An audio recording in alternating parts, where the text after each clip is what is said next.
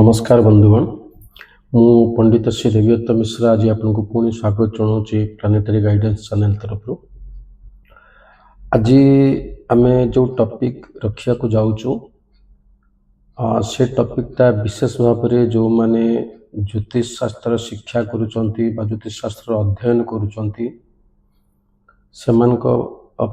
निश्चित भाव में उपयोगी हम विषय रखिबार उद्देश्य मोर जन स्टूडेंट ए विषय उपस्थापन करथिले आमे पताकिरिष्ट विषय रे आलोचना थिलु। तो पताकिरिष्ट रे ए विषय रो उल्लेख अछि जेते आमे पताकिरिष्ट विषय रे कोनोसी रिष्ट देखुछु जातकर पताकिरिष्ट रो चक्र को जेते देखुछु सेते आमे सेठी 64 नवांश एवं 22 दृष्कोण विषय चर्चा रखुचु। तो सेठी मोर जो स्टूडेंट थे सी जगह 22 नंबर दृष्कोण विषय रे विशेष भाव में जानिया को चाहिए। तो विषयटी मत लगिला निश्चित भाव में जो मैंने ज्योतिष शिक्षा करुँच करने को जाऊँगी लगे विषयटी निश्चित भाव में उपयोगी हम। तेणु एक कथा को लक्ष्य रखी मु विषय भिडटी आज प्रस्तुत करने को जाऊँगी। आशा रखुची भिडटी निश्चित भाव में समस्त लगे उपयोग हम। तो 22 नंबर दृष्कोण 64 नवांश विषय आम अन्य केतबेले जानिबा। आज 22 नंबर दृष्कोण विषय जानिबा। 22 नंबर दृष्कोण पूर्व आम दृष्कोण कौन दृष्कोण क्या कहूँ से विषय प्रथम जानिबा। देखु पराशर बृहत पराशर होराशास्त्र रे प्रत्येक भावर सूक्ष्म फल गणना पाई स्थूल आकार आम प्रत्येक भावरू भावेश को लेकिन गणना करूँ किंतु प्रत्येक विषय वस्तुर सूक्ष्म गणना पाई वर्ग कुंडलीर व्यवस्था कराई से प्रत्येक राशि को विभिन्न भाग रे भाग कराई। जमती प्रत्येक राशि को 2 भाग रे भाग कले होरा कुंडली हो 3 भाग रे भाग कले अर्थात 30 डिग्री 3 भाग कले 10 डिग्री लेखा गोटे भाग में पड़ो। तो प्रत्येक भाग गोटे गोटे दृष्कोण बोली कहुच्छी। सेमती चतुर्थांश सप्तमांश नवमांश एमती विभिन्न वर्ग कुंडली अच्छी। बृहत पराशर होराशास्त्र 16टी वर्ग विषय वर्णना कराई। ता भितर दृष्कोण गोटे दृष्कोण कौन ना प्रत्येक राशि डिग्री हूँ 30 डिग्री। दृष्कोण अर्थात 3 भाग प्रत्येक राशि को जिते 3 भाग कराऊँच से प्रत्येक भाग को गोटे गोटे दृष्कोण बोली कहुच्छी। एठी हमर विषय वस्तु कौन ना 22 नंबर दृष्कोण। ये दृष्कोण टेबल विचार शैली केमिति ना दृष्कोण को आम जो 10 डिग्री करके 3 भाग कर दौचु। प्रथम 10 डिग्री प्रथम दृष्कोण द्वितीय 10 डिग्री द्वितीय दृष्कोण एवं तृतीय 10 डिग्री तृतीय दृष्कोण। लग्न जदि जो राशि रे रही से राशि प्रथम 10 डिग्री भितर जदि रहिला ताहले लग्न को प्रथम दृष्कोण बोली कहुच्छी। जदि लग्न 10 डिग्री रु 20 डिग्री मध्य रहिला ताहले लग्न द्वितीय दृष्कोण अंतर्गत हम। से भली लग्न जदि 20 रु 30 डिग्री भितर रहिला ताहले सी तृतीय दृष्कोण भितर जिवे। यांकर स्थिति केमती करा जिवो मन करंतु प्रथम दृष्कोण जो राशि रे रही से राशि ही प्रथम दृष्कोण स्वामी हेबे। से राशि स्वामी प्रथम दृष्कोण स्वामी हेबे। जदि लग्न द्वितीय दृष्कोण अच्छी ताले से राशि ठू पंचम भाव में जो राशि पड़ो से राशि द्वितीय दृष्कोण स्वामी हेबे। जदि लग्न तृतीय दृष्कोण अर्थात 20 डिग्री रु 30 डिग्री मध्य अच्छी ताहले से जगह से दृष्कोण स्वामी लग्न भाव ठू नवम भाव में जो राशि पड़ो से राशि स्वामी तृतीय दृष्कोण स्वामी हेबे। এইଭଳି ଭାବରେ ଆମେ ଦୃଷ୍ଟିକୋଣ ଗଣନା କରୁ। ତ ଆମର ବିଷୟବସ୍ତୁ ହେଉଛି 22 ନମ୍ବର ଦୃଷ୍ଟିକୋଣ। 22 ନମ୍ବର ଦୃଷ୍ଟିକୋଣ କ'ଣ? ସାଧାରଣତଃ 22 ନମ୍ବର ଦୃଷ୍ଟିକୋଣକୁ ଯଦି ଆମେ ହିସାବ କରିବୁ ସିଏ ଅଷ୍ଟମ ଭାବରେ ପଡ଼ିବ। ଦେଖନ୍ତୁ 12ଟା ରାଶି, ପ୍ରତ୍ୟେକ ରାଶିରେ 3 ଗୋଟି ଦୃଷ୍ଟିକୋଣ ପଡ଼ିବ। ତାହେଲେ 12ଟା ରାଶିରେ 12 30 36 ଅର୍ଥାତ୍ ଟୋଟାଲି ରାଶି ଚକ୍ରରେ 36 ଗୋଟି ଦୃଷ୍ଟିକୋଣ। ସେଥିରୁ 22 ନମ୍ବରକୁ ଯଦି ଆମେ ହିସାବ କରିବୁ ପ୍ରତ୍ୟେକ ରାଶିରେ ଯଦି 3ଟି ପଡ଼ିଲା ତାହେଲେ 7ଟା ରାଶିରେ 7 × 21 କମ୍ପ୍ଲିଟ୍ ହେଇଗଲା। 22 ନମ୍ବର ଦୃଷ୍ଟିକୋଣ ଅଷ୍ଟମ ଭାବରେ ପଡ଼ିବ। ତେଣୁ 22 ନମ୍ବର ଦୃଷ୍ଟିକୋଣ ଆକୁ କେମିତି ଆମେ ନିର୍ଣ୍ଣୟ କରିବା? ଆକୁ ନିର୍ଣ୍ଣୟ କରିବାର ସୂତ୍ର ହେଉଛି ଆପଣ ଲଗ୍ନ କେଉଁ ଡିଗ୍ରୀ ଅଛି ସେ ରାଶି ଡିଗ୍ରୀ ୟାକୁ ଲେଖନ୍ତୁ। ଯଦି ଲଗ୍ନ 10 ଡିଗ୍ରୀ ଭିତରେ ଅଛି ତାହେଲେ ପ୍ରଥମ ଦୃଷ୍ଟିକୋଣ, 10 ଡିଗ୍ରୀରୁ 20 ଡିଗ୍ରୀ ଭିତରେ ଅଛି ଦ୍ୱିତୀୟ ଦୃଷ୍ଟିକୋଣ, ଯଦି 20ରୁ 30 ଡିଗ୍ରୀ ଭିତରେ ଅଛି ତାହେଲେ ଇଏ ତୃତୀୟ ଦୃଷ୍ଟିକୋଣ। ରାଶି ଡିଗ୍ରୀ ଲେଖି ସାରିଲା ପରେ ସେଠି ରାଶି ସଂଖ୍ୟାକୁ ଲିଭେଇ ଦିଅନ୍ତୁ। ଲିଭେଇ ଦେଇ ସାରିଲା ପରେ ଅଷ୍ଟମ ଭାବରେ ଯେଉଁ ରାଶି ପଡ଼ିଛି ସେ ରାଶିକୁ ଲଗ୍ନ ରାଶି ସ୍ଥାନରେ ଲେଖିଦିଅନ୍ତୁ। ଏତିକି ଆପଣଙ୍କୁ କରିବାକୁ ପଡ଼ିବ। ବର୍ତ୍ତମାନ ଦେଖନ୍ତୁ ଲଗ୍ନ ଯେଉଁ ଡିଗ୍ରୀ ଥିଲା ସେଇ ସେମ୍ ଡିଗ୍ରୀ ଅଷ୍ଟମ ଭାବର ପଡ଼ିଗଲା। ଅର୍ଥାତ୍ ଲଗ୍ନ ଯେଉଁ ଦୃଷ୍ଟିକୋଣ ହେଲା ଅଷ୍ଟମ ଭାବରେ ମଧ୍ୟ ସେଇ ଦୃଷ୍ଟିକୋଣ ପଡ଼ିଲା। ବର୍ତ୍ତମାନ ଆକୁ ଆପଣ ଦେଖନ୍ତୁ ଯେ କେଉଁ ଦୃଷ୍ଟିକୋଣ ପଡ଼ିଲା। ମନେ କରନ୍ତୁ ଲଗ୍ନ ପ୍ରଥମ ଦୃଷ୍ଟିକୋଣରେ ପଡ଼ିଛି ତାହେଲେ ଅଷ୍ଟମ ଭାବରେ ବି ପ୍ରଥମ ଦୃଷ୍ଟିକୋଣରେ ପଡ଼ିବ। ଲଗ୍ନ ଯଦି ଦ୍ୱିତୀୟ ଦୃଷ୍ଟିକୋଣରେ ପଡ଼ିଛି ତାହେଲେ ଅଷ୍ଟମ ଭାବରେ ବି ଦ୍ୱିତୀୟ ଦୃଷ୍ଟିକୋଣ ପଡ଼ିବ। ଲଗ୍ନ ଯଦି ତୃତୀୟ ଦୃଷ୍ଟିକୋଣରେ ପଡ଼ିଛି ତାହେଲେ ଅଷ୍ଟମ ଭାବରେ ବି ତୃତୀୟ ଦୃଷ୍ଟିକୋଣ ପଡ଼ିବ। ଏତିକି ଆପଣ ଜାଣିନେଇ ସାରିଲେ। ବର୍ତ୍ତମାନ ଅଷ୍ଟମ ଭାବରେ କେଉଁ ରାଶି ପଡ଼ିଛି ଦେଖନ୍ତୁ।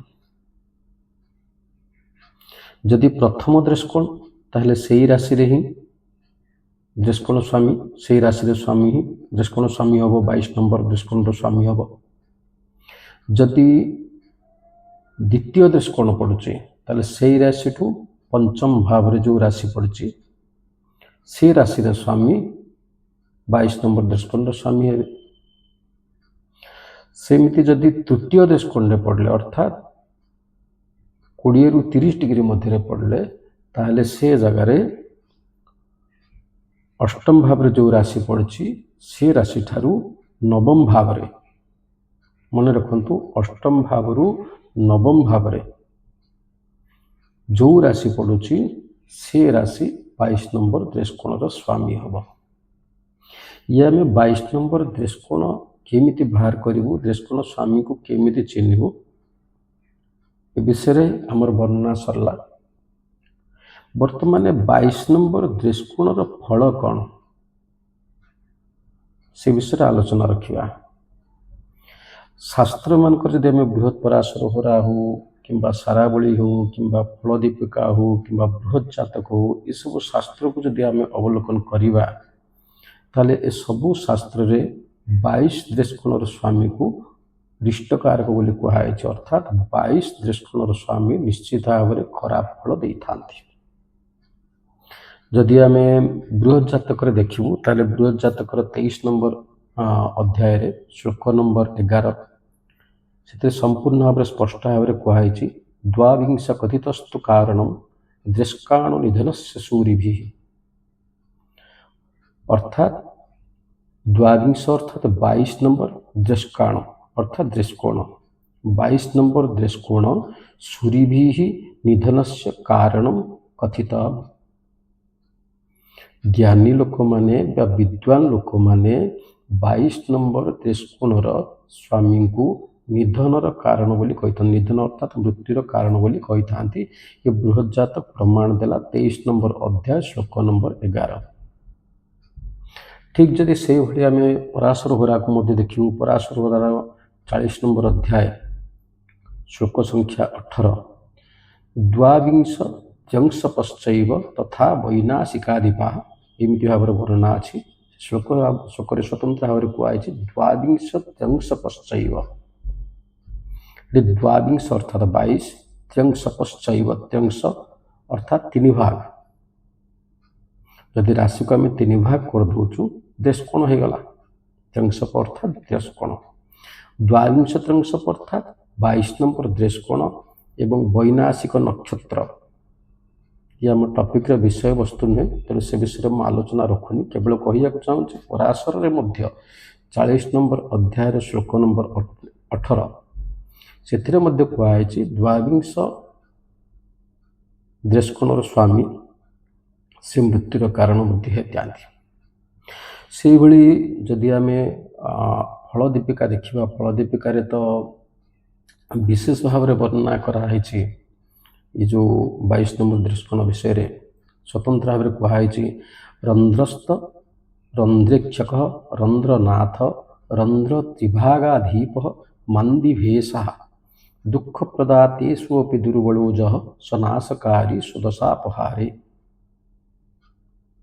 ये फल दीपिकार श्लोक विशेषकर मारक फल जो अध्याय लिखाई से अध्याय ये स्वतंत्र भाव में ये श्लोक रही जे यही राशि स्वामी माने जातक पाई मारक फल दे था निजर दशा समय रे कौ ग्रह माने ना रंध्रस्थ रंध्र अर्थात अष्टम भाव रे जो ग्रह अच्छी रंध्रेक्षक रंध्र प्लस इक्षक अर्थात अष्टम भाव को जो ग्रह देखुची रंध्रनाथ अर्थात रंध्रर स्वामी अर्थात अष्टम भावर स्वामी रंध्र त्रिभागाधीप रंध्र त्रिभागाधीप अर्थात अष्टम भावर दृष्कोण स्वामी त्रिभाग अर्थात ये दृष्कोण अधिप अर्थात स्वामी रंध्र त्रिभाग अधिप अष्टम भावर दृष्कोण स्वामी अर्थात 22 नंबर दृष्कोण स्वामी मांदी भेषा मांदी राशि स्वामी मांदी बोली उपग्रह गोटे अच्छी ये मध्य मोर आज आलोचना विषय भितर ना तेणु आम पर केतल आलोचना करूँ ये मांदी मध्य जो राशि रे थाए से राशि स्वामी दुख प्रदातेषु अपि दुर्बलो जह सनाशकारी स्वदशापहारे ये समस्त ग्रह निज दशा समय रे अत्यंत पीड़ादायक होता जातक को अत्यंत कष्ट प्रदान करि थांती। तो ये प्रमाण रहिला शास्त्र मानकरे 22 दृष्कोण विषय रे स्पष्ट भाव में आलोचना कराई जे 22 नंबर दृष्कोणर स्वामी निश्चित भाव में पीड़ादायक होता कष्टप्रद होता केतेबेले होता ना दशा समय होता दशा अंतर्दशा समय होता एवं गोचर समय होता गोचर रे जेतेबेले विशेष करी शनि राहु केतु बृहस्पति जो अत्यंत धीर गति जाउथिबा ग्रह जो माने से माने जेतेबेले ये दृष्कोण उपरे गति करि थांती सेतेबेले निश्चित भाव में माने पीड़ादायक होता शास्त्र रे मृत्युर कारण होता है बोली कहुई मृत्युर कारण पई आज्ञा अनेक विषय को विचार करिया को पड़े खाली 22 नंबर दृष्कोण को देखिले हबनी से लगी अपन को मारक ग्रह देखा पड़ो द्वितीय भावर स्वामी सप्तम भावर स्वामी शनि राहु केतु विभिन्न ग्रह मान को देखा पड़ो प्लस अष्टम भाव को मध्य देखा पड़ो बेले बेले द्वादश भावर स्वामी मध्य मारक होता ये सब को देखा पड़ो एम सहित 22 नंबर दृष्कोण स्वामी को मध्य देखा पड़ो फल दीपिकार स्वतंत्र भाव में कहुई जदि कहीं मारक मिलूना ताले से जगार जदि आपंकर मृत्यु समय उपस्थित हो मृत्यु समय अर्थात आपंकर आयुखंड समाप्त हो आयुखंड कौन ना आम प्रथम जो जातक को निर्माण करूँ से आम बाहर को जे जातक अल्पायु न दीर्घायु न मध्यायु ଯଦି ଉପଯୁକ୍ତ ଦଶା ସମୟରେ ସେଇ ଦଶା ସମୟରେ ତାଙ୍କର ଆୟୁଖଣ୍ଡ ମଧ୍ୟ ସରୁଛି ଏବଂ ସେତେବେଳେ ଯଦି ଏ ପ୍ରକାର ଗ୍ରହମାନଙ୍କର ଦଶା ଅନ୍ତର୍ଦଶା ଚାଲୁଛି ତାହେଲେ ନିଶ୍ଚିତ ହେବା ସେ ସମୟ ନିଶ୍ଚିତ ଭାବରେ ଆୟୁ ସମାପ୍ତିର କାରଣ ହେବ। ମୃତ୍ୟୁ ମାନେ ଆଜ୍ଞା କେତେବେଳେ ବୁଝିବେନି ପୁରା ଟୋଟାଲି ମୃତ୍ୟୁ ହେଇଯିବ ବୋଲି। ମୃତ୍ୟୁବତ୍ ପୀଡ଼ା ମଧ୍ୟ ମୃତ୍ୟୁକୁ ବୁଝେଇଥାଏ, ଅର୍ଥାତ୍ ଅତ୍ୟନ୍ତ କଷ୍ଟଦାୟକ ସମୟ, ଯେଉଁ ସମୟରେ କି ଆପଣ ଶାରୀରିକ ଏବଂ ମାନସିକ ରୂପରେ ଆଘାତ ପାଇବେ, କଷ୍ଟଦାୟକ ହେବ, କୌଣସି ଦୁର୍ଘଟଣା ମଧ୍ୟ ଘଟିପାରେ। ଏସବୁ ଜିନିଷକୁ ଆମେ ମଧ୍ୟ ମୃତ୍ୟୁଦାୟକ ବା ମୃତ୍ୟୁବତ୍ ପୀଡ଼ା ବୋଲି କହିଥାଉ। ତେଣୁ ଇଏ ହେଲା 22 ନମ୍ବର ଦୃଷ୍କୋଣ ବିଷୟରେ ଆଜିର ଆଲୋଚନା।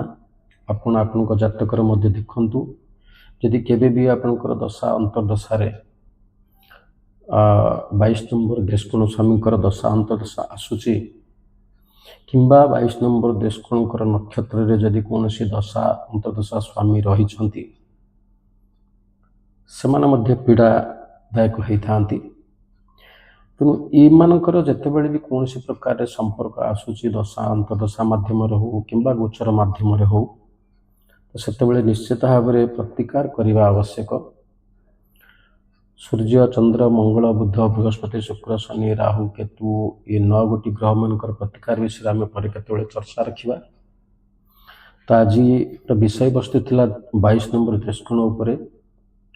ଆପଣମାନେ ସେ ସମୟରେ ଦେଖନ୍ତୁ, ଯଦି କୌଣସି ପ୍ରକାର 22 ନମ୍ବର ଦୃଷ୍କୋଣର ସମୟ ପଡ଼ୁଛି ତାହେଲେ ନିଶ୍ଚିତ ଭାବରେ ସେ ପୀଡ଼ାଦାୟକ ହେବ।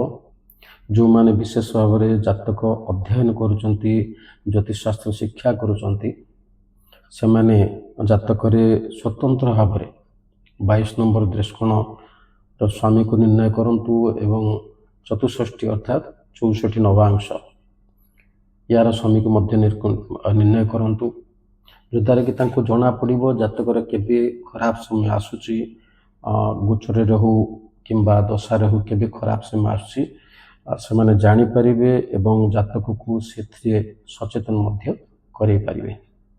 ଆଶା ରଖୁଛି ଆଜିର ଭିଡ଼ିଓଟି ଆପଣମାନଙ୍କୁ ନିଶ୍ଚିତ ଭାବରେ ଭଲ ଲାଗିବ। ଯଦି ଭିଡ଼ିଓଟି ଭଲ ଲାଗିଲା ତେବେ ସେୟାର, ସବସ୍କ୍ରାଇବ୍ ଏବଂ ଲାଇକ୍ କରିବେ। ନମସ୍କାର।